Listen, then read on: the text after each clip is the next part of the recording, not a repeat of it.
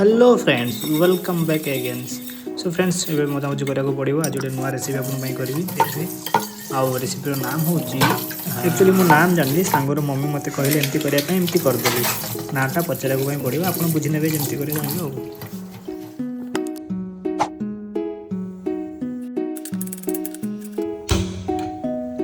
काम करवा कौन सहज चूड़ा नहीं नब आगे चूड़ा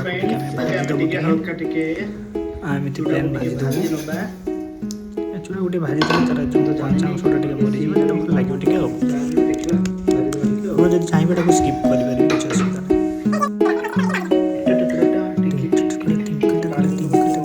नहीं आमर बर्तन मेटा धोईदेबू पेस्ट रखीदेबू इतिम्य प्याज जो कटिंग कली प्याज को टी आम तेल देदेबू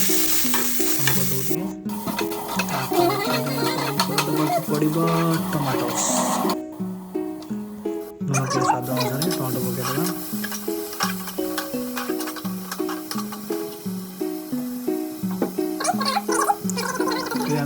समय हो जाए चूड़ा पकड़ चूड़ा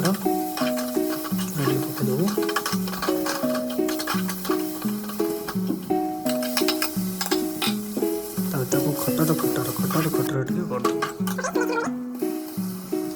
कर छेना पाड़ी छेना टे देदेबू लुण स्वाद अनुसार हो गला रेडी।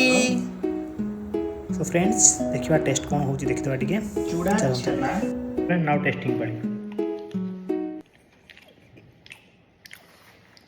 Yummy yummy.